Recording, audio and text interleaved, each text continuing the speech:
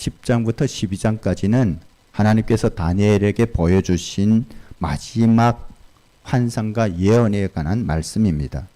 우리가 10장 말씀을 기억하겠지만 이 고레스 왕 제3년에 다니엘이 큰 전쟁에 관한 환상을 보게 됩니다. 그래서 그것 때문에 너무나도 상심하고 슬퍼하면서 하나님 앞에 기도하게 되죠. 세상의 모든 즐거움을 내려놓고 세일의 동안 3주 동안 금식하다시피 하면서 기도를 하게 됩니다. 그리고 히데겔 강가에 나갔는데 그 강가에서 현현하신 구약시대에 현현하신 예수 그리스도를 뵙게 되는 거예요. 그 영광이 너무 커서 감당하지 못해서 몸에 힘이 다 빠지고 이렇게 주저앉고 있을 때 그에게 한 천사가 다가왔어요. 그가 누구냐면 바로 가브리엘 천사였습니다. 근데 가브리엘 천사를 통해서 하나님께서 다니엘이 경건한 마음으로 세일의 기도를 드리는 그 첫날에 벌써 하나님의 응답이 내려졌다는 거예요.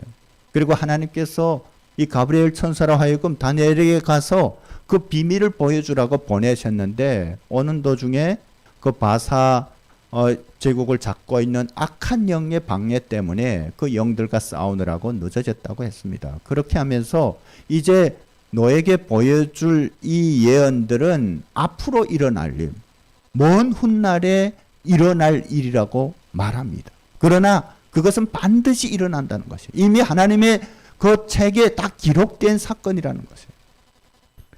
그렇게 10장이 마무리됩니다.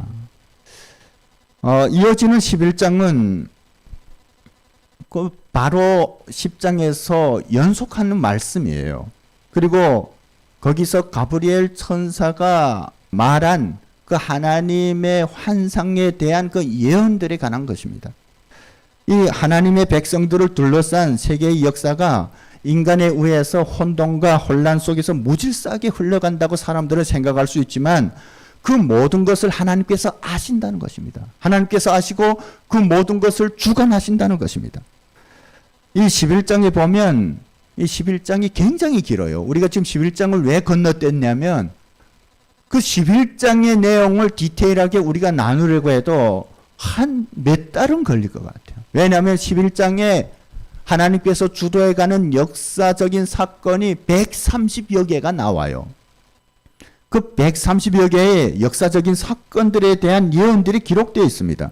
그것은 하나님의 백성으로 상징되는 이스라엘과 그 이스라엘을 둘러싼 세상을 대표하는 이 바사라든지 헬라라든지 아니면 로마 제국 그리고 애국과 시리아 같은 이런 나라들에 관한 예언들이 나옵니다.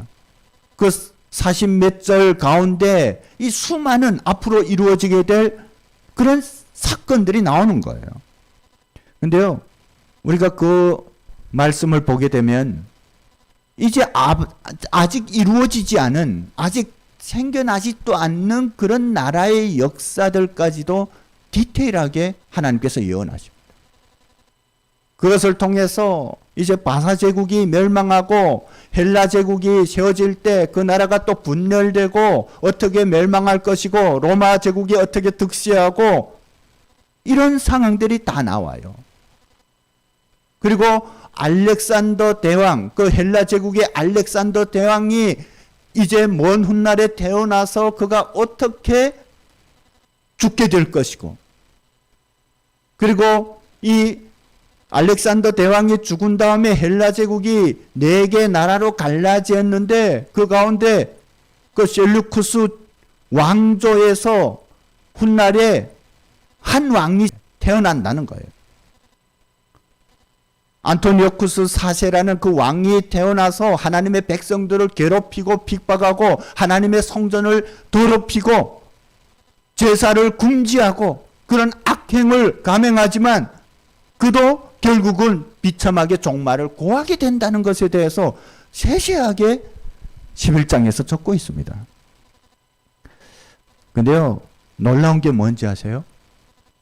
이 11장에서 수세기 후에 이루어지게 될 이 사건들에 대한 예언이 역사 가운데서 하나도 남김없이 다 이루어졌다는 것.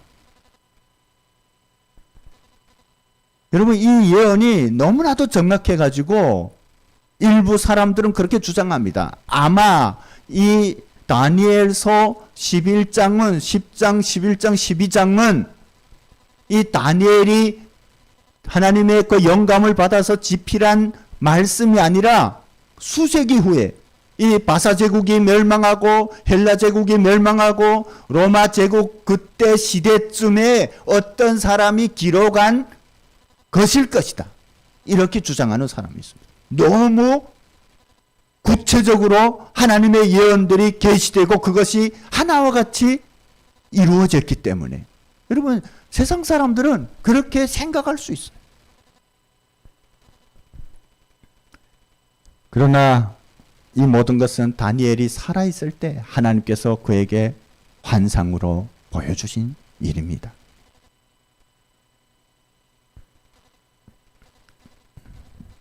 우리가 이 11장 말씀을 통해서 깨달아야 될 중요한 것은 하나님께서 역사의 주관자라는 것입니다. 그리고 모든 인류의 역사는 하나님의 계획 가운데 있다는 것을 믿고 확신하는 것입니다. 우리가 이제 우리 한민족의 역사나 세계 역사가 어떻게 흘러가게 될지 우리는 잘은 몰라요.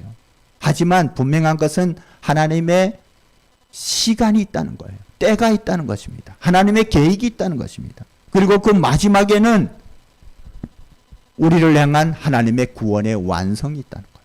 주님의 다시 오심이 있다는 것입니다. 그 때가 되면 구원받은 하나님의 백성들이 영원한 하나님 나라에 입성하게 된다는 것이에요. 오늘 우리가 나누게 될 다니엘서 이 12장 말씀이 바로 그것을 우리에게 보여주고 있습니다. 이 12장도 10장에 이어지는 마지막 환상 내용입니다. 이 4절까지 환상에 대한 예언이 마무리되고 있습니다.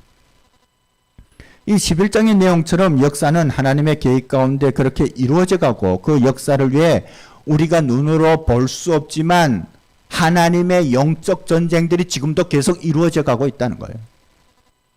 하나님의 천군 천사들과 세상의 이 공중 권세를 잡은 악한 영들과의 이 치열한 영적 전쟁이 이루어짐으로 인해서 하나님의 그 계획들이 이루어져 가고 있다는 거예요. 그리고 때가 되면 하나님의 구원의 역사가 마무리 단계에 들어가게 된다는 것입니다. 그런데요, 우리가 이 성경을 통해서 깨달을 수 있는 중요한 것이 뭐냐면요, 이 마지막 때의 징표가 있다는 거예요. 그것이 뭐냐면 환란입니다. 이 신약 성경의 마태, 마가, 누가 복음을 보면 예수님께서 이 마지막 때에 있게 될 환란에 대해서 제자들에게 그리고 많은 사람들에게 말씀하는 것을 볼 수가 있습니다. 예수님께서 하신 말씀에 의하면 그때에는 곳곳에 전쟁과 기근과 지진 같은 이런 일들이 일어나게 되는데 그것이 끝이 아니라 재난의 시작이라고 말씀하세요. 더 큰 것은 뭐냐면 그때에 예수님을 믿는 자들에 대한 핍박이 있다는 것입니다. 예수님을 믿는 자들을 세상이 미워하게 될 것이라는 것입니다.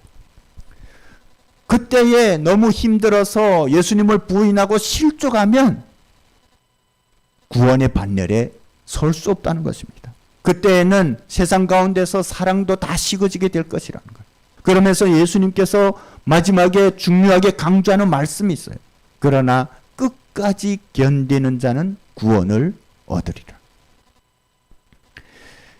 이 다니엘서에서 말하는 환란에 대해 신약의 요한계시록에서 똑같이 말하고 있는 것을 우리는 볼 수 있습니다. 우리는 이 마지막 때 환란에 대해서 이 성경을 통해서 흔히 7년 대환란이라고 말하죠. 왜냐하면 이 다니엘서에서도 그 7년에 대해서 말하고 요한계시록에서도 똑같이 7년에 대해서 말합니다.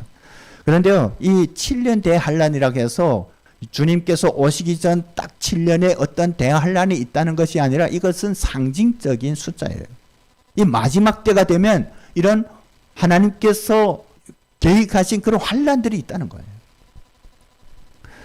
우리는 그것을 통해서 주님께서 다시 오실 정해진 기한들이 있고 또 그 기한들에 주님의 다시 오심이 반드시 이루어진다는 것을 믿을 수 있어야 합니다. 어쨌든 이 마지막 때가 가까이 올수록 하나님을 대적하는 사탄의 역사는 더 강화될 것이고 때문에 하나님의 백성들을 향한 세상의 핍박도 더 심해진다는 것을 우리는 알아야 합니다. 여러분, 실은 그 마지막 때가 이미 시작되었습니다.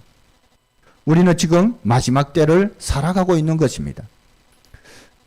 오늘 이 말씀에 보면 이 마지막 때에 믿는 자들을 향한 세상의 핍박과 고난이 점점 심해지게 되는데 그 절정에 달하게 될 때는 그 환란이 어느 만큼 크냐면 이 인류 역사가 시작된 이래 한 번도 보지 못한 그런 엄청난 환란이라고 말하고 있습니다. 그러나 우리가 분명히 알 수 있는 것은 이 환란이 깊어질수록 주님의 다시 오심이 가까워진다는 거예요. 성경은 하나님께서 이 마지막 때에 이러한 큰 환란을 허락하신 이유가 있다고 말씀하고 있습니다. 그것이 뭐냐면요, 그 환란을 통해서 알곡과 쭉정이를 가르기 위해서라는 거죠.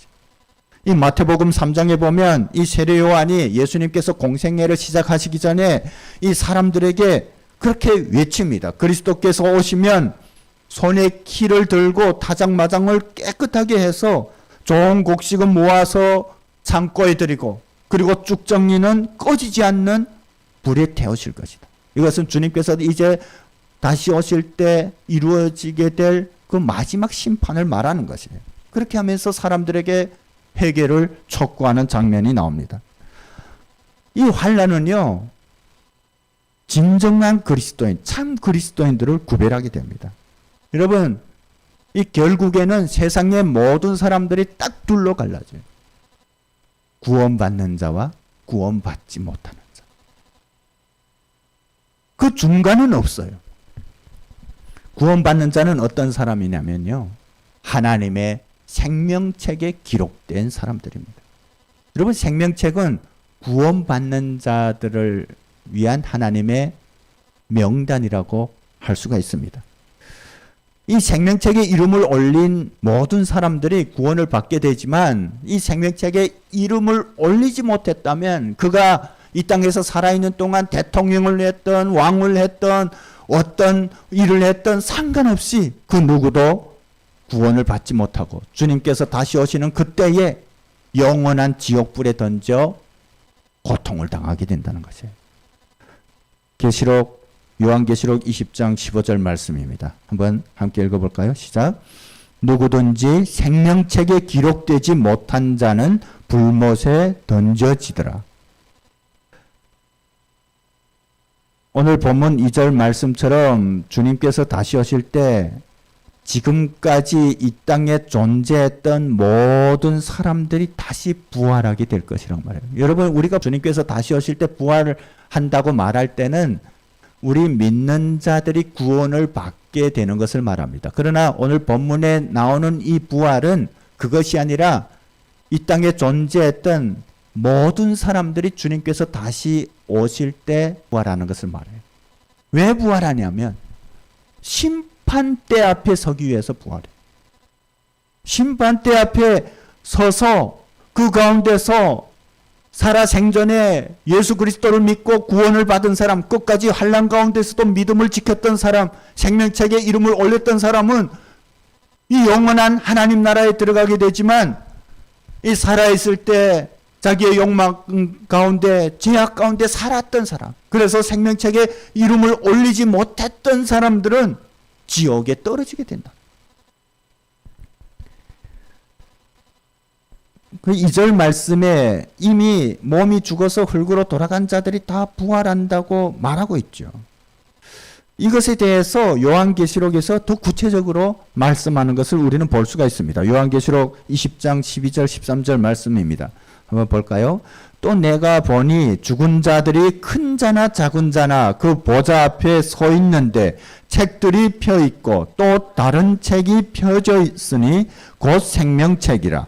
죽은 자들이 자기 행위를 따라 책들에 기록된 대로 심판을 받으니 바다가 그 가운데서 죽은 자들을 내주고 또 사망과 음부도 그 가운데서 죽은 자들을 내주며 각 사람이 자기의 행위대로 심판을 받고.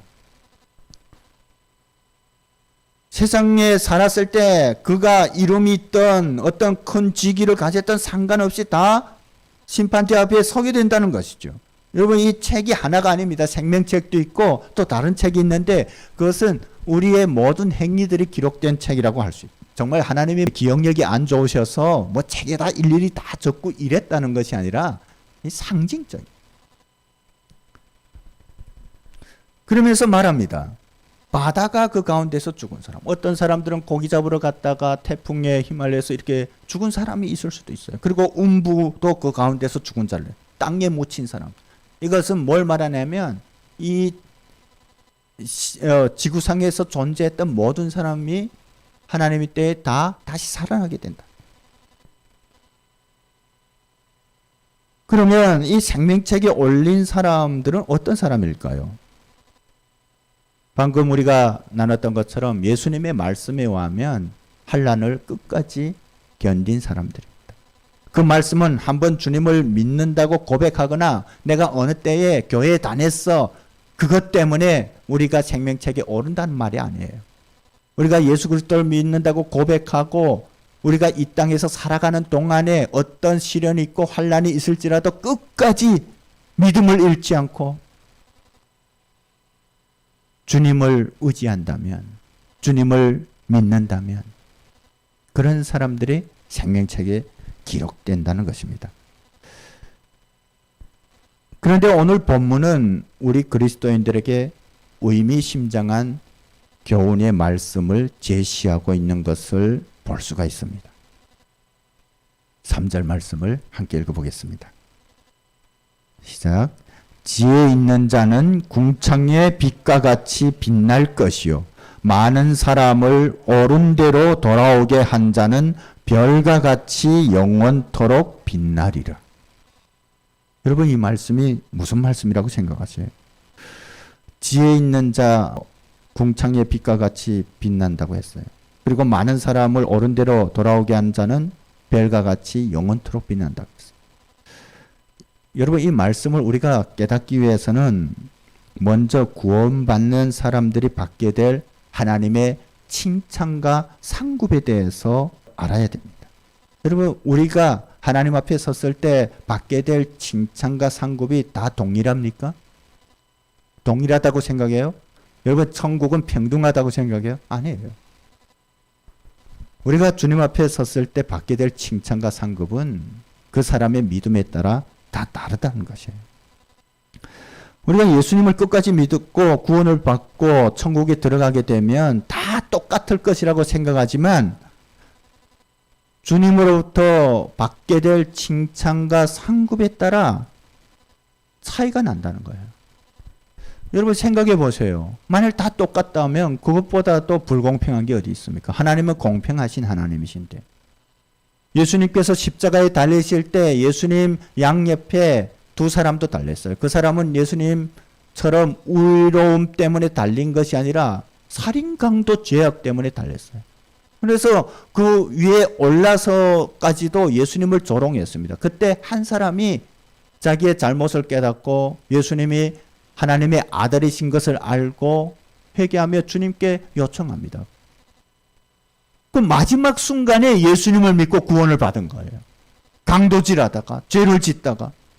여러분, 그 사람하고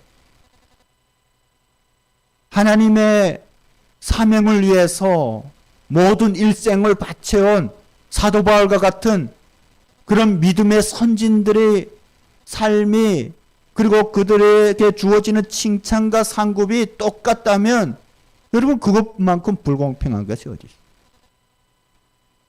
그렇지 않습니까? 그것에 대해서 성경은 분명하게 말씀하고 있습니다. 고린도전서 3장 12절부터 15절에 이런 말씀이 있어요. 이 PPT에 없습니다. 만일 누구든지 금이나 은이나 보석이나 나무나 풀이나 짚으로 이 터 위에 세우면 각 사람의 공적이 나타날 터인데 그 날이 공적을 밝히리니 이는 불로 나타내고 그 불이 각 사람의 공적이 어떠한 것인지 시험할 것입니다. 만일 누구든지 그 위에 세운 공적이 그대로 있으면 상을 받고 누구든지 그 공적이 불타면 해를 받으리니 그러나 자신은 구원을 받되 불 가운데서 받은 것 같으니라. 여러분, 이 주님 앞에 섰을 때 우리가 이 땅에서 행한 그 모든 것들이 시험을 받게 된다는 거예요. 그래서 정말 주님의 뜻에 합당한 삶, 하나님께서 기뻐한 삶은 남아있게 되고 그렇지 않은 것은 다 태워지게 된다는 거예요. 여러분, 구원은 받습니다. 구원은 받되 이 말씀처럼 부끄러운 가운데 구원을 받는다는 거예요. 내가 정말 이 땅에서 살아간 동안 주님을 위해서 더 최선을 다했을 것. 그때 가서 후회한들 소용이 없다는 것이죠. 오늘 이 3절 말씀도 구원에 대한 분명한 차이를 말하고 있는 것입니다. 지혜 있는 자는 어떤 사람입니까? 지혜는 하나님의 지혜를 말하는 거예요. 우리가 이 세상을 살아감에 있어서 오직 주님의 뜻에 순종하고 주님께서 기뻐하시는 삶을 살아가는 사람을 성경은 지혜 있는 사람이라고 말해요. 그런 의미에서 이 지혜 있는 사람은 많은 사람을 옳은 대로 돌아오게 한 사람과 동의어라는 것입니다. 같은 것. 왜냐하면 하나님의 뜻에 순종하면 하나님께서 우리 그리스도인들에게 주신 사명을 감당할 수밖에 없다는 거예요. 예수님께서 부활하시고 승천하실 때 우리에게 주신 가장 큰 사명이 무엇입니까? 복음을 전파하라는 거죠. 지금 오늘 3절 말씀이 그것을 말하고 있습니다. 많은 사람들을 옳은 대로 이끈다는 것이 무엇입니까? 이 땅에서 우리가 살아가는 동안 주님의 영광을 나타내라는 것이에요. 구원의 복음을 선포하라는 것입니다. 우리의 삶을 통해서 하나님의 영광을 나타내라는 것이에요. 삶은 따라가지 못하고 말로만 그러는 것이 아니라 삶 가운데서 주님께 순종함으로 인해서 하나님의 능력을 나타내고 또한 그런 삶을 통해서 하나님의 복음이 전파될 때 세상 사람들이 예수 그리스도의 영광을 보게 될 것이고 하나님의 살아계심을 알게 될 것이고 구원의 길로 돌아오게 된다는 거예요. 그런 사람들에게 하나님의 칭찬과 상급이 주어진다는 거예요. 여러분, 그 칭찬과 상급이 무엇입니까? 저 하늘나라에서 꺼지지 않는 별처럼 영원히 빛나는 거예요.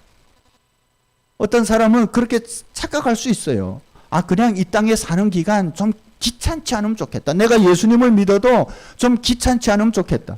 그냥 편하게 믿다가 주님 앞에 가게 해달라.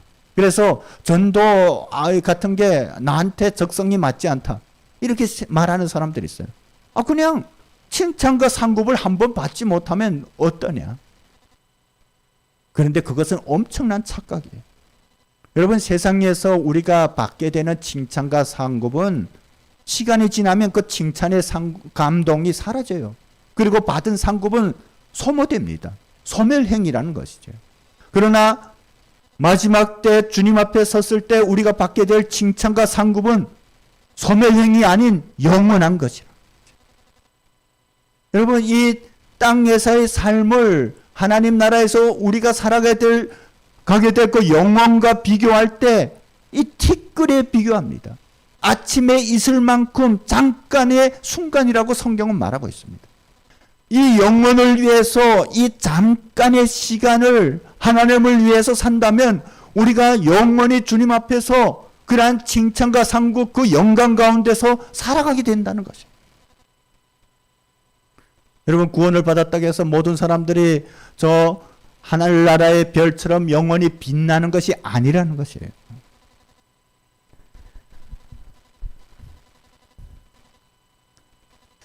어떤 이들은 점점 그리스도인으로 살아가기 힘들고 요즘 같으면 자기 몸 하나도 간수하기 힘든 때에 어떻게 이 환난을 이기고 또한 하나님의 사명을 감당할 수 있을까라고 이렇게 고민하는 사람들도 있어요. 실은 우리가 살아가는 세상은 너무나도 힘들어요. 최근과 같으면 우리가 그리스도인으로 세상에서 빛과 소금의 삶을 살아가는 것이 쉬운 일이 아니라는 것이에요. 그런데 우리가 잘 모르는 것이 있습니다. 그것이 뭐냐면 하나님의 영적인 원리. 하나님께서 우리에게 이 말씀을 주시는 것은 세상이 알지 못하는 그런 영적인 비밀을 깨닫게 하기 위해서. 그것이 뭐냐면 세상이 아무리 혼란스럽고 힘들고 우리를 향한 세상의 고난과 핍박이 심할지라도 우리가 이길 수 있는 방법이 있다는 것이에요. 우리는 그냥 상황을 바라봅니다. 상황 앞에 그리고 쉽게 좌절하고 주저합니다. 내가 어떻게 나의 능력으로 이 상황을 넘을 수 있을까 고민합니다. 그런데 오늘 성경을 보면 그것은 잘못됐다는 것입니다. 우리가 어떤 상황에 있을지라도 하나님의 그 약속, 하나님의 때를 확신하고 주님을 의지한다면 하나님께서 우리에게 능력을 주신다는 거예요. 오늘 1절 말씀을 보면요. 그런 말씀이 나옵니다. 큰 천사 미가엘에 대해서 말하는데 그 미가엘이 어떤 천사냐면 여러분 하늘의 천사장이에요. 하늘 군대를 이끄는 총대장인데 그 미가엘 천사가 무엇이냐면 하나님 백성들을 호위하는 천사라는 것. 그것은 무슨 말이냐면요. 우리가 10장 말씀에서도 나눴죠. 바사 제국에도 그 제국을 수호하는 악한 영이 있다고 해요. 하나님의 백성들에게도 하늘의 천군 천사들이 있다는 거예요. 우리 각 사람들을 향한 하나님의 그 계획들을 이루기 위해서 하나님께서 붙여주신 천사들이 있습니다. 우리 각 사람에게 자기만의 천사가 다 있어요. 우리가 이제 구원받고 하나님 앞에 서게 됐을 때 그 천사를 눈으로 보게 될 것입니다. 이 미가엘이 하나님의 백성들의 수호 천사라고 말하는 것은 이 땅에서 하나님의 백성들을 향한 고난과 시련이 있을지라도 하나님께서는 하나님의 방법으로 우리를 지키시고 보호하신다는 것을 말합니다. 우리가 그것을 믿고 확신하고 주님을 의지할 때 하나님의 능력이 우리에게 이루어진다는 것을 말합니다. 우리가 체질적으로 육신적으로 약할지라도 그것은 상관이 없습니다. 우리의 어떤 정신력이 좀 약할지라도 그거하고는 상관이 없는 거예요. 우리가 예수 그리스도를 믿고 하나님께서 우리에게 주신 약속을 믿고 주님을 의지한다면 내가 연약하지만 하나님은 강하시고 우주 만물을 다스리시는 분인 것을 고백한다면 하나님의 능력이 우리와 함께 하신다는 거예요. 다니엘서는 우리에게 그것을 말하고 있습니다. 그래서 우리가 어떤 처지에 있을지라도 주님을 의지한다면 우리는 승리할 수밖에 없다는 것을 우리에게 강조하시는 것입니다. 이런 놀라운 비밀이 있기 때문에 하나님께서는 이 예언에 대해서 다니엘에게 잘 간수하고 봉함하라고 말씀하고 있습니다. 이 4절 말씀입니다. 다니엘아 마지막 때까지 이 말을 간수하고 이 글을 봉함하라. 많은 사람이 빨리 왕래하며 지식이 더하리라. 여러분 이 봉함한다는 것은 비밀을 끝까지 유지해라는 그 뜻보다도 이 하나님께서 하신 이 예언이 이 말씀이 1.1획도 변경되지 않고 반드시 성취된다는 것을 의미해요. 그리고 또한 이것은 하나님 안에 거할 때 하나님께서 이 하늘의 비밀, 구원의 역사들에 대해서 우리 믿는 자들에게 보여주실 것이라는 것을 의미합니다. 하나님을 모르는 세상 사람들은 이 비밀을 알 수가 없는 거예요. 그리고 그 뒷부분에 많은 사람이 빨리 왕래하며 왔다 갔다 하면서 지식이 더하리라는 것이 뭐 여러 가지로 해석하는 사람들이 있어요. 그런데 이 묵상하는 가운데 하나님께서 주시는 마음이 뭐냐면요. 이 하나님 안에 거하지 못하면 이 하나님의 구원의 비밀을 깨달을 수 없다는 거예요. 세상 사람들이 자기의 의와 자기의 능력과 자기의 지식으로 구원을 이루고자 애를 쓰지만 그리고 세상의 지식으로 그것을 깨닫자고 노력하지만 깨달을 수 없다는 거예요. 그래서 하나님 안에 거하지 않는 사람들이 그런 헛된 그런 소리들을 남발하는 것이에요. 여러분 이단이 왜 생깁니까? 이 하나님의 진리를 모르기 때문에 세상에 그 자기의 욕망으로 가득 찬 지식을 더하기 때문에 그 이단이 생기는 거예요. 여러분, 우리가 깨어 있다면 우리는 하나님의 이 비밀을 깨달을 수가 있습니다. 확신할 수가 있습니다. 그리고 또한 우리가 그런 믿음으로 하나님을 의지할 때 하나님의 능력이 날마다 우리와 함께 하실 수 있다는 거예요. 그런 믿음으로 우리가 지금의 이 시국을, 이 난간을 이겨갔으면 좋겠습니다.